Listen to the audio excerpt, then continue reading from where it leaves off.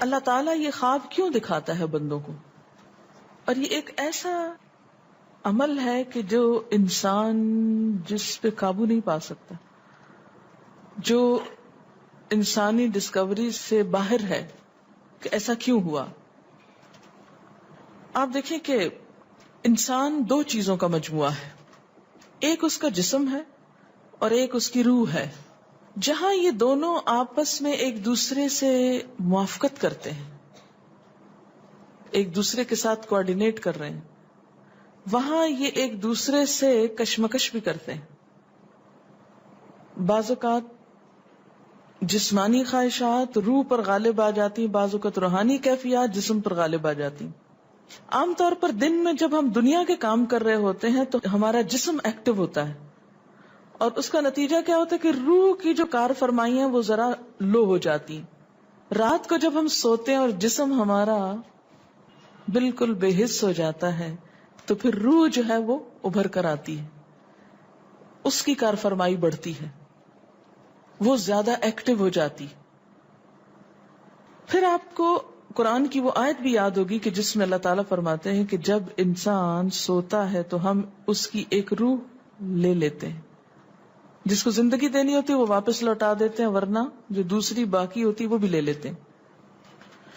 اب یہ جو روح نکلتی ہے نا ایک ہمارے جسم سے، تو یوں لگتا ہے کہ جیسے وہ مختلف جگہوں پہ وانڈر کرتی ہے، یعنی گھومتی پھرتی، اور بعض اوقات دور دراز پہنچ کے مثلا کسی مردے سے جا ملاقات کرتی، کیونکہ روح تو ایک لطیف چیز ہے نا. جب ماں کے پیٹ میں بچے کے اندر آتی ہے تو کوئی پتہ نہیں چلتا، جب نکل جاتی ہے تو کوئی پتہ نہیں چلتا.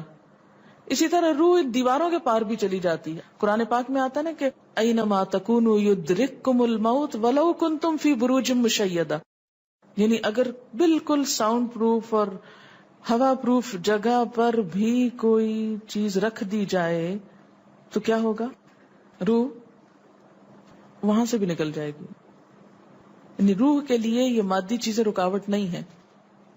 اب آپ دیکھیں جو لوگ مر جاتے ہیں بعض اوقات آپ کی ان سے ملاقات ہوتی اور آپ کو یوں لگتا ہے جیسے آپ ان کو چھو کر آئیں، اور ایسا ممکن ہے کہ وہ جو سوتے وقت ایک روح آپ کی نکلی وہ ٹریول کرتے کرتے اس مقام پہ جا پہنچی جہاں وہ مردہ روح تھی، اور اس نے اس سے جا کر باتیں بھی کی، کچھ میسج بھی لیے، کچھ اور بھی. تو اس سارے کو ہم واضح طور پر نہ جان سکتے ہیں، اس کی حقیقت نہ سمجھ سکتے ہیں، لیکن بعض خوابوں کو انٹرپریٹ کرنے میں یہ چیز آپ کو مدد دے گی کہ ایسا کس طرح پاسبل ہے. آپ اپنے بستر پر لیٹے ہوئے اور روحانی طور پر آپ خواب میں آپ کہیں اور پہنچے ہوئے.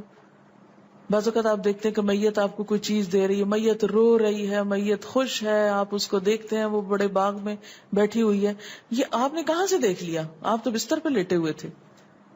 تو وہ جو ایک شعور سوتے وقت نکل جاتا ہے، جسم سے الگ ہو جاتا ہے، وہ ٹریول کر رہا ہوتا ہے ایک طرح سے، اور وہ ایسی جگہوں پر اللہ کے اذن سے ہی پہنچ جاتا ہے اور اس کو وہاں کی معلومات مل جاتی ہیں.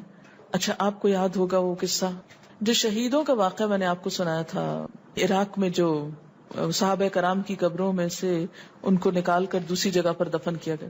آپ نے دیکھا کہ مستقل کنٹینیوسلی 3 دن خواب آیا ایک شخص، جب اس نے اگنور کیا تو بادشاہ وقت کو خواب آیا، مفتی اعظم کو خواب ہے، اور مسلسل خواب میں وہ اپنا میسج کنوے کر رہے ہیں کہ ہمیں وہاں سے نکالو، ہماری قبروں میں پانی آ گیا. اور یہ بالکل سچا واقعہ ہوا، دنیا نے جس کا مشاہدہ بھی کیا. تو پھر آپ اس کو کیسے انٹرپریٹ کریں گے؟ وہ شہداء کہاں ملے تھے؟ تو بات یہ ہے کہ جیسے ہماری روح ٹریول کرتی ہے، کہیں ایسی جگہ جا پہنچتی ہے تو ہو سکتا ہے کہ وہ اس مقام تک جا پہنچی ہو. یہ شہیدوں کی روح تو آزاد ہوتی ہے، ان کو اجازت مل گئی ہو کہ وہ ان لوگوں کی روح سے جا ملے، کیونکہ سجین قید خانے میں تو ہوتی ہے نا وہ روح جس کو مجرم روح جو ہوتی، لیکن جو مومن کی روح ہے، خاص طور پہ شہداء کی روح ہے، تو جنت میں کیا کر رہی ہوتی ہے؟ گھوم پھر رہی ہوتی، کھا پی رہی ہوتی.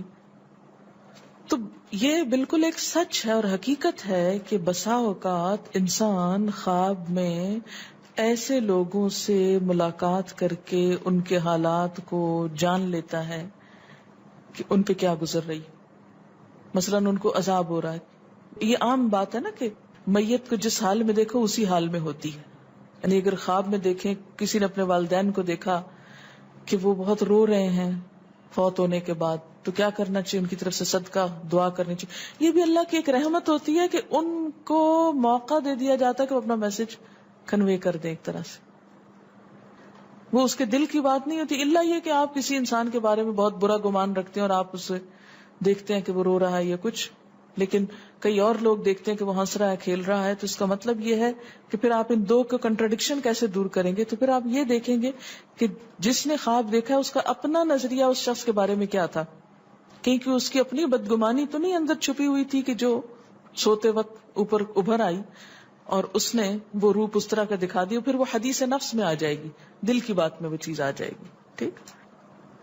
تو نبوت کا جیسے انبیاء علیہ السلام کو کچھ غیب کی خبریں دے دی جاتی تھی، اسی طرح عام انسانوں کو خواب کے ذریعے کچھ غیب کی خبریں دے دی جاتی ہیں. لیکن کسی بھی خواب کے سچا ہونے کی آپ کوئی دلیل نہیں رکھتے. ایز سچ واضح بات یہ نہیں کہہ سکتے کہ میں نے جو خواب دیکھا وہ بالکل سچ ہو جائے گا، یہ آپ دعویٰ نہیں کر سکتے. نبوت کا تو دعویٰ کیا جا سکتا ہے، لیکن آپ اپنے خواب کا دعویٰ نہیں کر سکتے کہ میں نے جو دیکھا ہے وہ بالکل سچ دیکھا. ہو سکتا ہے آپ کو شیطان نے ڈرایا ہو سکتا ہے کہ آپ کے اپنے دل کی سوچیں اور خیالات اس میں آ رہے ہوں، اور خصوصاً اس وقت جب دو متضاد آپ کو خبریں ملے. مثلا ایک شخص آپ کے پاس آتا ہے، وہ کہتا ہے کہ میں نے آپ کے بارے میں بہت اچھا خواب دیکھا. دوسرا آتا ہے کہتا ہے کہ میں نے آپ کو اچھے حال میں نہیں دیکھا. اب یہ فرق کس چیز کا ہو گیا؟ اس کے اپنے گمان کا فرق ہے. ایک آپ کے بارے میں گمان اچھا رکھتا ہے، وہ آپ کو اچھا دیکھنا چاہتا ہے لہذا وہ آپ کو اچھا دیکھ رہا ہے، اور دوسرا آپ سے حسد رکھتا ہے اور وہ آپ کو ہر قیمت پہ ختم ہوتے دیکھنا چاہتا ہے. وہ ویسے تو مار نہیں سکتا آپ کو، لہذا خواب میں مار لیتا ہے اور خواب میں آپ کا حال برا دیکھ لیتا ہے. تو وہ خواب دراصل کیا ہوتا ہے؟ اس کی اپنے نفس کی بات ہوتی ہے.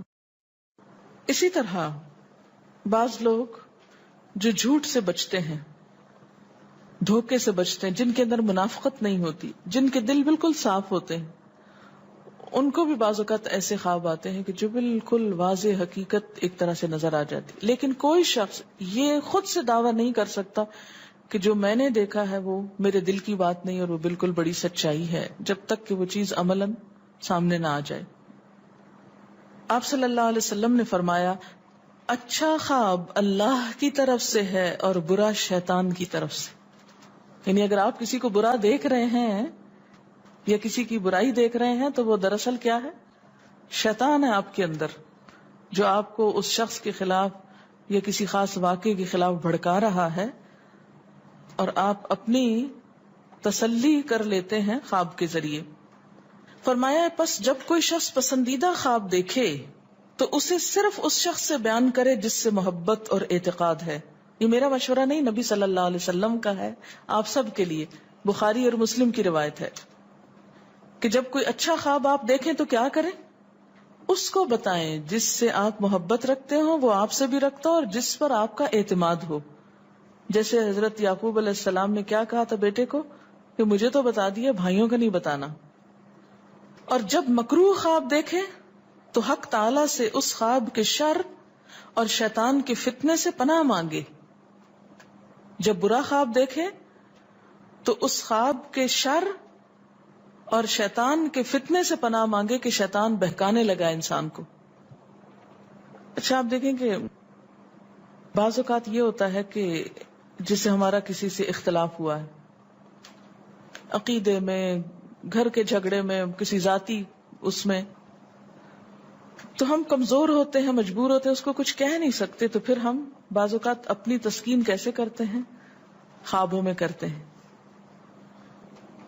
مثلا ایک لڑکا کسی سے شادی کرنا چاہتا ہے اور وہ کر نہیں پاتا، اس کو وہ رشتہ مل نہیں رہا، تو وہ خواب میں دیکھتا ہے کہ اس کی شادی اس سے ہو گئی ہے، اس لڑکی سے. تو بعض خوابوں کی نوعیت بس صرف اتنی ہوتی، اس سے زیادہ اس کی حقیقت نہیں ہوتی. اچھا بعض اوقات جیسے کسی سے ضد ہے، عداوت ہے، دشمنی ہے آپ کی، اب آپ اس کو خواب میں برا دیکھ رہے ہیں، اس کی برائی دیکھ رہے ہیں، تو یہ دراصل کیا ہے؟ شیطان کا شر ہے جو آپ پہ غالب آ گیا ہے. آپ اس کی برائی چاہتے ہیں, ویسے کچھ کر نہیں پاتے, مجبور ہیں آپ, تو آپ خواب کے ذریعے وہ اپنی تسلی کر لیتے ہیں.